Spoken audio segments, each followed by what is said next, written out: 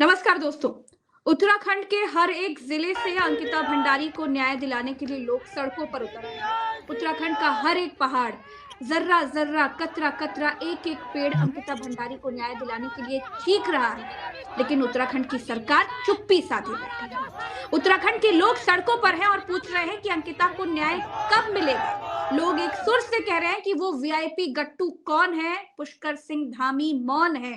आखिर किस वीआईपी गट्टू के लिए पुष्कर सिंह धामी चुप्पी साधे बैठे हैं? उत्तराखंड की सरकार कुछ क्यों नहीं कर रही है? बेटी बचाओ वाले चुप क्यों बैठे हैं? उनका कलेजा क्यों नहीं फट रहा इतने लोगों की चीखें सुनकर? अंकिता भंडारी केस पर बात करने के लिए हमारे साथ इशिता सेढ़ा जी हैं। शुरुआत से अंकिता भंडारी केस में जुड़ी हुई हैं, लगातार नजर बनाई हुई हैं, खुद उत्तराखंड की हैं, बेहतर समझती हैं कि हालात क्या हैं। हालात इस वक्त मैं आपको बताऊं दोस्तों, उत्तराखंड के भाजपा नेताओं की आत्माएं जाग रही हैं। लोगों ने इस्तीफा देना शुरू कर दिया है, लेकिन दिल्ली में बैठे बेटी बचाओ वाले लोग चुप्पी साधे बैठे हैं, मौन साधे बैठे हैं। उनको देश की बेटियों की अस्मिता की कितनी चिंता है, साफ दिखाई दे रहा है। इशिता जी, भाई सर्विस के शौकीन वीआईपी गट्टू को बचाने में इतना क्यों सरकार लगी हुई दिख रही है?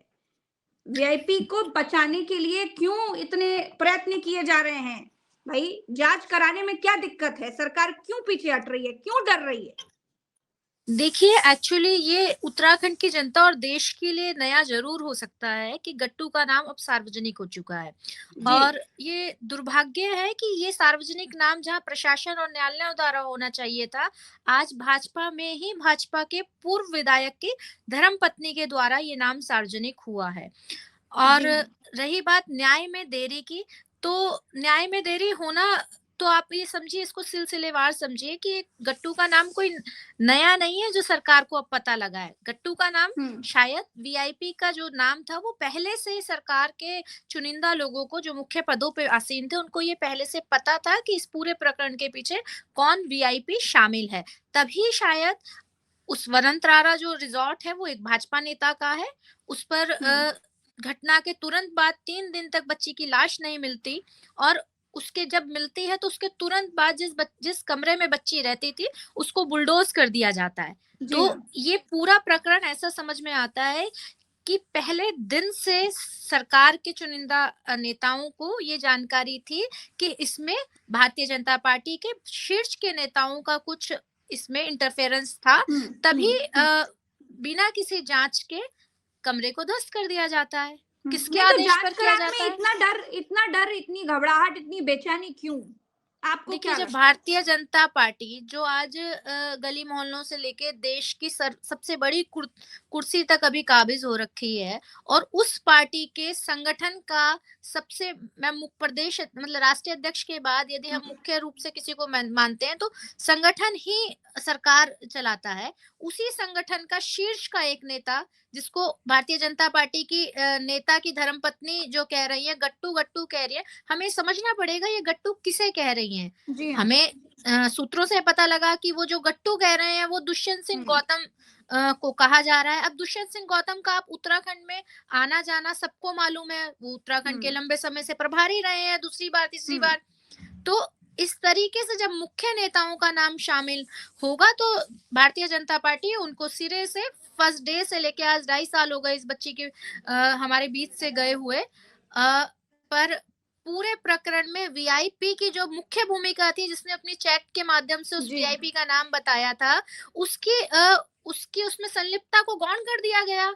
ये अपने आप में स्पष्ट होता है कि भारतीय जनता पार्टी अपने शीर्ष नेताओं को इस पूरे प्रकरण से कोरा करारा निकाल देना चाहती है, पर ऐसा होगा नहीं। पहले दिन से ही भारतीय जनता पार्टी इस पूरे प्रकरण पे अपने नेताओं की भूमिका और उनकी गंदी संलिप्तता को छुपाना चाह रही थी, और जो कि खुद इनके भारतीय जनता पार्टी के विधायक की हम्म। धर्मपत्नी ने उजागर कर दिया। और ये एक तरफ तो हम उस बेटी के न्याय की लड़ाई लड़ रहे हैं, और आज साथ साथ हम्म। ये दुर्भाग्य है देश का कि हमें उनकी भी लड़ाई लड़नी पड़ेगी कि जिन्होंने इतने पूरे प्रकरण में इन मुख्य नामों को उजागर किया है। क्योंकि पिछले हम बिल्कुल। देख रहे हैं, पिछले कई दिनों से उर्मिला सनावर जी लगातार अपने लाइव और वीडियो के माध्यम से जनता से रूबरू हो रही थी और सिरे दर सिरे हम्म। सच को उजागर कर रही थी। वो भी अब खतरे में उनकी जान हमें लग रही है। और अभी पिछले 2 घंटे पहले ही मुझे किसी के वीडियो के माध्यम से पता लगा कि शायद अब वो उनको गिरफ्तार कर लिया गया। पर अगर यदि गिरफ्तार अच्छा। कर लिया गया है, तो प्रशासन को उनकी ये स्थिति स्पष्ट करनी चाहिए कि अगर आपने उनको गिरफ्तार कर लिया। हमने पिछले अच्छा, लंबे समय से इशिता जी, जी। बिल्कुल पूरा देश उनके साथ है। उन्होंने जिस तरीके से अंकिता की आवाज़ उठाई और जिस तरीके से सबूत सामने रखे, हर कोई चाहता है कि वो सुरक्षित रहे।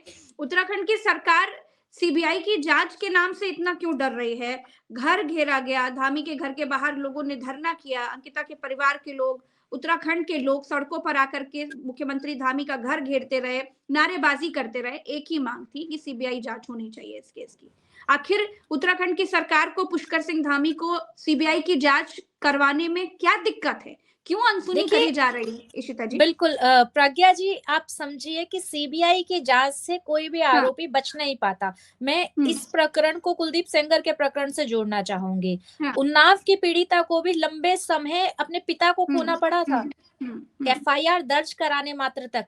और हुँ, सीबीआई की जांच कराने मात्र जब बात करा रहे थे, तो हुँ, उस समय उनको अपने एक वकील के साथ रहने वाली उनकी साथी को, उनकी चाची को, उनको अपने घर के मुख्य व्यक्तियों को खोना पड़ गया था। तो ये भारतीय जनता पार्टी के लोग अपराध करते हैं, और जो न्याय के लिए न्याय की तरफ टकटकी लगाए हुए लोग होते हैं, उनको सीबीआई जांच, मतलब कुल मिला के ये है कि इनको ये मालूम है कि सीबीआई जांच कराएंगे तो इन जो आरोपी है वो इनके सरकार घर में पाए फंसेगी, जाएंगे, गर्दन जिससे फंसेगी। विश्व भर में इनकी थू थू होगी। इसलिए उससे हुँ, बचना चाहते हैं और सीबीआई से सीबीआई जांच से अपना पल्ला झाड़ रहे हैं। पर अब इस बार ऐसा होगा नहीं। देश हुँ, की और पूरे उत्तराखंड देवभूमि की महिलाएं एकजुट है। अगर ये लड़ाई महिला बनाम मोदी जी है, तो इस लड़ाई को पूरे देश की महिला एकजुटता के साथ लड़ेंगी। और उस बेटी जिसने जो पहाड़ों से आई थी अपने घर का, अपने परिवार का पालन पोषण करने के लिए, उसे लगा था कि पलायन झेल रहा है ना। मोस्टली आज प्रदेशों को देखिए, भारतीय जनता जी पार्टी हाँ। की सरकार में रोजगार नहीं है। बच्चे छोटी छोटी नौकरी करने अपने घर गदेरों को छोड़ हुँ, के शहरों की तरफ आते हैं कि कुछ कमाएंगे, घर का भरण पोषण होगा। पर वहां आते हैं तो ये भारतीय जनता पार्टी के जो नेताओं ने लूट खसूट करके जो बड़े बड़े अपने अपराध की बिल्डिंगें बना दी हैं, वहां पे उन बेटियों को परोसा जाने की साजिश हुँ, वो करते हैं। जब बेटियां उससे मना कर देती हैं, तो ये उनको मौत के घाट उतार देते हैं। यही कुछ आप देखिए किस तरीके से, चाहे इस उत्तराखंड हुँ, हो, यूपी हो, हाथरस हो, मणिपुर तक, आज यही तो हो रहा है। बिल्कुल आज हर कोई ये सवाल उठा रहा है कि भाई भाजपा नेताओं से बेटियों को बचाओ। लोग बिल्कुल, सड़कों आप पर उतर देखिए करके प्रज्वल रेवन्ना, नारे को अभी हाल ही में देखा बुलंद कर बिहार रहे का हैं। मुख्यमंत्री एक बेटी लेकिन का। निकिता जी एक बात बताइए, जी। संदेह तो पैदा होता है भैया। जिस रिजॉर्ट में वनंतरा रिजॉर्ट में ये घटना को अंजाम दिया गया, अंकिता भंडारी को खत्म किया गया, उसकी हत्या की गई, उसके कमरे को बुलडोज कर दिया गया। भाई इतनी क्या जल्दी थी बुलडोजर चलाने की? जब केस उसको चल तो रहा है। उस समय तो सबूत नष्ट किए ही किए, अब सबूत देने वालों को भी नष्ट किया जा रहा है। ये बड़ी साजिश हम्म, है। आप देखिए पिछले दौर में कई केसेस को देखिए, प्रशासन मतलब जेल में कितने लोगों की हत्याएं सिरे से हुई हैं। जी। ये कोई हम्म। बड़ी बात नहीं है। और अब अभी भी अगर और इस केस प्रशासन में ये भी दिख रहा है कि यथास्थिति स्पष्ट नहीं कर रहा। शुरुआत से ही इस केस से वीआईपी को बचाने की कोशिश चल रही थी, साजिशें चल रही थी। क्योंकि बिल्कुल। जब बुलडोज किया गया, तो अब तो अगर कोई दूसरी एजेंसी को भी मिलेगा, क्योंकि आमतौर पर क्राइम सीन को तो बैरिकेड कर दिया जाता है। क्राइम का जो स्थान होता है, उसको बैरिकेड कर दिया जाता है, लेकिन यहाँ पर तो बुलडोज कर दिया गया। अगर किसी और एजेंसी को भी मिलता है, तो वो कैसे सबूत ढूंढेंगे? नहीं, हम किसी और एजेंसी की मांग कर ही नहीं रहे हैं। पूरा देश हम्म, एक सुर में, एक स्वर में सीधा-सीधा सीबीआई जाँच की मांग कर रहा है, वो भी सिटिंग जज की निगरानी में, जिनकी जवाबदेही तय होती है। जनता और दूसरी मांग कर ही नहीं, क्योंकि पूरे देश की जनता को अब किसी और जाँच पर विश्वास है ही नहीं। हम मानते हैं इन्होंने बहुत सारे सबूतों को नष्ट कर दिया है, जो बचे-कुचे हम्म, हैं। यदि वो सिटिंग जज की निगरानी में उनकी जाँच नहीं होगी, तो जी। निश्चित तौर पे ये सरकार उनको भी नष्ट करने का काम करेगी। हम लगातार इस प्रकरण के उजागर होने के बाद से देख रहे हैं किस तरीके से भारतीय जनता पार्टी के नेता लोग आकर मीडिया के सामने बार-बार कह रहे हैं कि सबूत दीजिए, सबूत दीजिए। अरे जी। सबूत तो इनकी पार्टी के नेताओं के घरों से निकल कर आ रहे हैं, और किस सबूतों की बात भारतीय जनता पार्टी कर रही है। मैं तो सरकार और से कई निकली सारे हूँ भारतीय लंबे जनता समय पार्टी से। के नेताओं ने इस्तीफा दिया है, बहुत सारे लोग, और आहत अभी होकर। पता लगा है कि आने वाले 2 से 3 दिन के अंदर इनकी पार्टी के अंदर संगठन में भी भूचाल आने वाला है। देखिए पूर्व मुख्यमंत्री भी मांग कर रहे हैं कि सीबीआई जांच मुख्यमंत्री जी को बोलना चाहिए, और ये दुर्भाग्य है। उत्तराखंड के अंदर जिसको धाकड़ धामी कहा जाता था, आज वो अपने उत्तराखंड की बेटी, पहाड़ की बेटी के इतने बड़े मुद्दे पे भी उनके मुंह से संवेदनाएं भी नहीं निकल रही। उनके मुंह से ये भी नहीं आ रहा है कि अगर किसी का नेता का नाम आया है तो ये राजनीतिक शुचिता होती थी कि अगर किसी व्यक्ति की संलिप्तता कहीं उजागर हो रही है, तो जब तक वो इस जांच पूरे प्रकरण से अपने आप को साफ सुथरा बाहर नहीं निकाल लेते, कम से कम वो अपने पद से इस्तीफा देते। उनसे मांगने वाले तो हम बिल्कुल आंख पे पट्टी लगा के बैठ गए हैं, मुंह पर टेप लगा के बैठ गए हैं, पर उनकी खुद की भी वो नहीं है कि उनके ऊपर इतना बड़ा आरोप लगा है। वो उत्तराखंड के प्रभारी हैं, उत्तराखंड ने उस प्रदेश को, इस सरकार को क्या उत्तराखंड ने नहीं दिया। अब देखिए इनको प्रदेश से लेके जिला पंचायत, ग्राम पंचायत, ब्लॉक प्रमुख, विधायक सब इनके हैं, सांसद इनके हैं, पूरे 5 सांसद लोकसभा में बैठते हैं, जिनमें एक महिला नेता भी है और बहुत वरिष्ठ है। हम सब भी उनका सम्मान करते हैं। हम उम्मीद करते हैं भारतीय जनता पार्टी के अंदर जो महिलाएं हैं वो अपनी पार्टी की इस तरीके की हरकतों पे चुप ना बैठें। एटलीस्ट उत्तराखंड की बेटी, पहाड़ की बेटी के लिए वो कम से कम उनकी न्याय की मांग तो करें अपने संगठन के अंदर, उसकी जांच में हमारे साथ आए। का क्या कहना है इशिता जी? देखिए वो परिवार लंबे समय से अपनी लड़ाई लड़ रहा है। बेहद ग्रामीण परिवेश के वो हमारे जो भाई बहन है, वो दोनों ही, जिनकी बिटिया इस पूरे प्रकरण में जिन्होंने अपनी बेटी को खो दिया। जब एक परिवार के साथ उसकी बेटी चली जाती है तो वो क्या कर सकता है? न्याय की भीख ही तो मांग सकता है। वो भी वही कर रहा है, और आज पूरा उत्तराखंड अपनी बेटी के लिए न्याय की भीख मांग रहा है। और किससे मांग रहा है? जिन्होंने अपने आंखों पे पट्टी बांध ली है। जी हाँ। ये तो क्या लगता है आपको, अब तो घर भी घेराव हो गया, लोग सड़कों पर हैं। हम सुन रहे हैं कि लोग कह रहे हैं कि हर दिन मशाल यात्रा निकालेंगे जब तक मेरी बेटी को, हमारी बच्ची को, उत्तराखंड की बिटिया को न्याय नहीं मिल जाता है। तो आपको क्या लग रहा है कि सरकार की आंखें कैसे खुलेंगी इशिता जी? देखिए सरकार की तो चुप्पी साधे बैठे हैं। दिल्ली वालों को तो लग रहा है कि दिख ही नहीं रहा है, वो तो सिर्फ ट्रम्प को जवाब देने में खुश हैं। उनको समझ ही नहीं आ रहा है कि वालों ने अपनी चुप्पी साध ली है। सरकार ने अपनी जो जिम्मेदारी है उससे पल्ला झाड़ लिया है, पर जनता इस मैटर में जाग चुकी है। जनता अपनी बहू बेटियों के लिए कभी भी पीछे नहीं हटती। हमने लंबे समय, हमने तमाम प्रकरण देखे हैं। इस देश में बहन और बेटियों को माँ दुर्गा के रूप में पूजा किया जाता है। यहाँ पे इस तरीके से नहीं होगा कि आप बहन बेटियों की इज्जत आबरू को खराब करने वालों को, उनको, उनकी जान लेने वालों को, उनके वीआईपीओ को बचा देंगे इस तरीके से। ये गलत है और इस पे जनता चुप नहीं बैठेगी। हम पहली बात तो हम अभी भी कह रहे हैं, हम धामी जी से मांग करते हैं कि वो अपने आप आदेश दें, सीबीआई जांच हो इसमें सिटिंग जज की निगरानी में। और अगर हम फिर वही वाली बात है, जब न्याय मांगते हैं तो उसको भीख की तरीके से नहीं मांगेंगे। ये सड़कें मौन नहीं रहेंगी। संसद को जागना ही होगा और विधानसभा हमारे जो नेता हैं उनको भी जागना होगा, भारतीय जनता पार्टी के। और इस प्रकरण में हम सर्वोच्च न्यायालय से भी मांग करते हैं वो इसका खुद से संज्ञान लें।